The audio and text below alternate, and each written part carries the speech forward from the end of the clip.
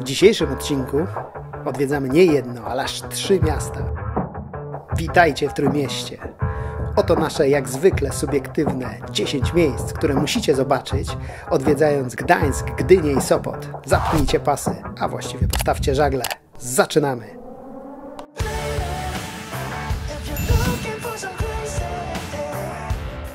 W gdańskiej dzielnicy Zaspa znajduje się osiedle bloków z wielkiej płyty, jakich w Polsce wiele. Ale to blokowisko zwykłe nie jest. Od 1997 roku zaczęło przeobrażać się w jedyną w swoim rodzaju galerię sztuki monumentalnej. Artyści z całego świata zaczęli tworzyć tu wielkoformatowe dzieła zamiast płótna, używając ścian wieżowców. Może Londyn ma swojego Banksiego, a Berlin East Side Gallery. Ale to w Gdańsku właśnie zobaczycie galerię największych murali w Europie, którą, co nie bez znaczenia, można zwiedzać całkowicie za darmo.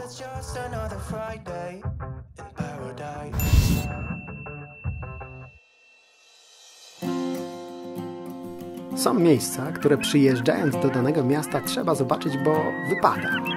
Są też takie, które musisz zobaczyć, bo są naprawdę tego warte. Tak właśnie jest w przypadku głównego miasta oraz wysp na Motławie, czyli najstarszej części Gdańska. Spacerujemy wąskimi uliczkami otoczeni bogato zdobionymi fasadami kamienic, które świadczą o dawnej potędze i znaczeniu tego miasta. Najbardziej zaskakuje nas fakt, że większość tego, co widzimy, tak naprawdę jest kopią Starówki, ponieważ oryginalna zabudowa w ponad 80% została zniszczona podczas II wojny światowej. To, że nie patrzymy na oryginał, absolutnie nie przeszkadza nam w delektowaniu się klimatem tego starego portowego miasta. W tej części Gdańska można spędzić cały dzień i sporą część wieczoru. Jest coś zwiedzać, jest gdzie usiąść i zakosztować lokalnych przysmaków oraz trunków.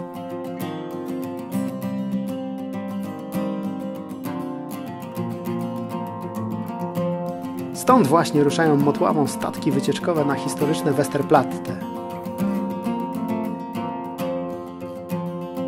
Jest tu też diabelski młyn, zwany Amber Sky, z którego możecie podziwiać panoramę miasta. A przy brzegu stoi zacumowany statek muzeum, Sołdek. Nigdy nie byłem na pokładzie tak wielkiej łodzi. Korzystamy z okazji i wchodzimy pod pokład.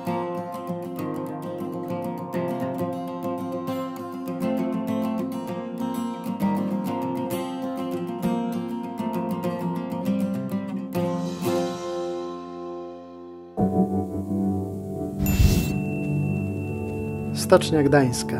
Miejsce symbol. Warto tu zajrzeć nie tylko ze względu na historię. Na dawne tereny stoczni wchodzimy przez słynną bramę numer 2. Zaraz za nią stoi okazały budynek. To Europejskie Centrum Solidarności. Dalej trafiamy na salę BHP, czyli kolejne miejsce, które na trwałe wpisało się w współczesną historię Polski. Kierujemy się w stronę dźwigów. Po dawnej potędze stoczni, w której kiedyś zatrudnionych było około 20 000 pracowników, wiele nie zostało, ale wciąż pracują tu ludzie. Stocznia zaczęła jednak zmieniać swój charakter. Część fabrycznych wnętrz została zaadoptowana na artystyczne pracownie i kluby w niepowtarzalnej industrialnej oprawie. Dla nas najfajniejsze jest to, że prawie cały teren został udostępniony do zwiedzania. Idziemy wytyczonym szlakiem i zaglądamy gdzie się da. Zobaczcie, co mamy za sobą. Nowa historia.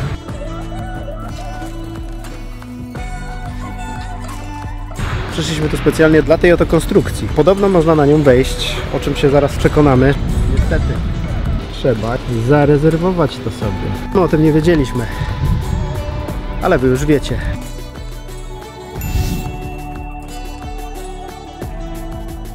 Trójmiasto to oczywiście morze, a jak morze, to muszą być plaże, których wybór jest tu ogromny. Nie sposób nie zaliczyć przynajmniej kilku z nich. W Gdańsku trafiamy na plażę w Brzeźnie. Słońce powoli zachodzi, ale dalej tętni tu życie. Jeżeli szukacie spokojniejszych miejsc, to warto wybrać się na Wyspę Sobieszewską. Tam, przy ujściu Wisły, znajduje się najbardziej dzika plaża Gdańska. Można na nie zapomnieć, że jest się w wielkiej aglomeracji, a przy okazji poszukać bursztynów, których podobno tu sporo, zwłaszcza po sztormie.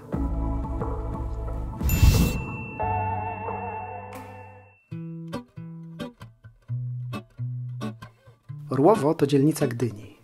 Kiedyś była tu osada rybacka, a potem popularne uzdrowisko. Trafiamy tu na kolejną zaciszną plażę. Jest fajne molo, mniejsze niż to w Sopocie, ale za to wstęp na nie jest bezpłatny. Jest też lokalna atrakcja, Klif Orłowski.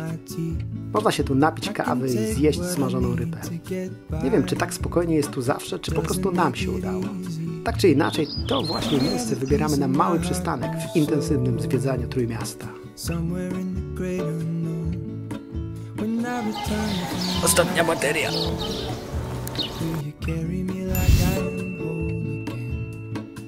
W Oliwie, kolejnej dzielnicy Gdańska, znajdziecie piękny, zabytkowy park. Urokliwe miejsce, gdzie można w upalny dzień schować się w cieniu i zrobić sobie następną małą przerwę w turystycznych wojażach po Trójmieście.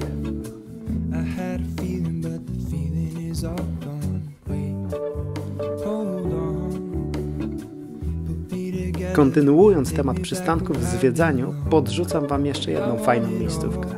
Góra Gradowa. Tu też możecie przycupnąć i chwilę odpocząć, a przy okazji wejść na punkt widokowy i przy zachodzącym słońcu podziwiać panoramę Gdańska. Jesteśmy pewni, że jesteśmy w Sopocie. Wiesz, skąd to przekonanie? Przedszkole numer 10 w Sopocie. No i co? Klimat się zmienił? Na pewno. Czas na Sopot. Najpopularniejszy nadmorski kurort w Polsce. Miasto największe nie jest, ale sporo tu różnych najdłuższe, półkilometrowe drewniane molo w Europie.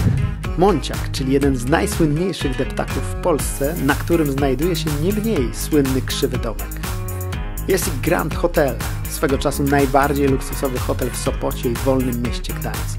Nie bez powodu Sopot nazywany jest letnią stolicą Polski.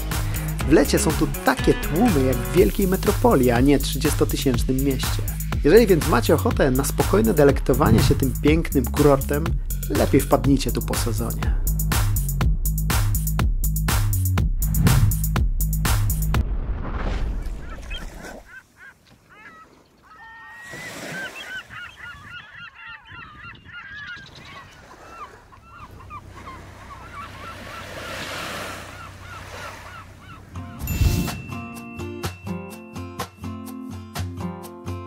Leśny ogród botaniczny. Zaczarowane miejsce, gdzie można zobaczyć, co oprócz drewna może dać człowiekowi las. Ten ogród, w przeciwieństwie do innych ogrodów botanicznych, usytuowany jest bezpośrednio w lesie. Jaki organ podziemny wytwarza widoczny na rysunku ziarnopłot, bulwy.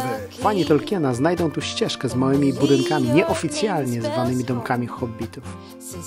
Są średnio podobne do oryginału, ale całkiem ciekawe w środku. Jest też szlak Alicji, na którym na zmianę wszystko wokoło staje się za duże albo za małe. Podsumowując, super miejsce z bardzo pozytywnymi i gościnnymi gospodarzami. W naszej wewnętrznym rankingu dostaje tytuł wisienki na torcie Trójmiasta.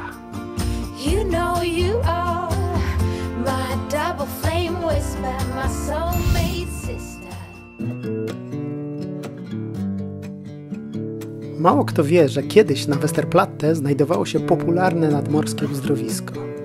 Dzisiaj jednak to miejsce kojarzy się z czymś zupełnie innym. 1 września 1939 roku niemiecki pancernik Schleswig-Holstein, zacumowany przy wejściu do portu gdańskiego, zaatakował stacjonujących tu polskich żołnierzy. Przez wiele lat ten atak uważano za moment rozpoczęcia II wojny światowej. Teraz Westerplatte to kolejne historyczne miejsce, które będąc w Trójmieście wypada zobaczyć.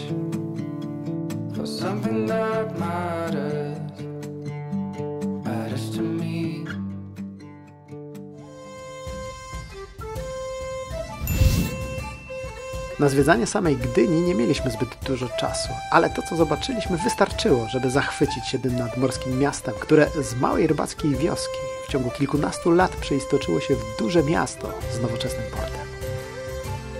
Skupiamy się na okolicach Mola Południowego, charakterystycznej wizytówki Gdyni. To tu znajdziecie kolejne statki muzea, ORP Błyskawica i słynny żaglowiec, Dar Pomorza. Na Molo jest też akwarium morskie. Na pewno warto tu zajrzeć. My ze względu na czas idziemy dalej i dochodzimy do alei statków pasażerskich, które zawinęły do gdyńskiego portu. Z megafonów słyszymy zaproszenie na krótki rejs po porcie w Gdyni. Kupujemy bilet i wchodzimy na pokład.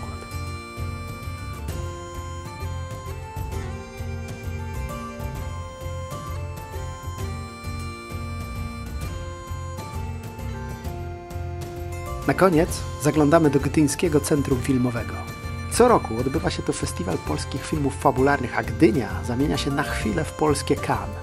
Trafiamy tu na fajną kawiarnię z mega filmowym klimatem.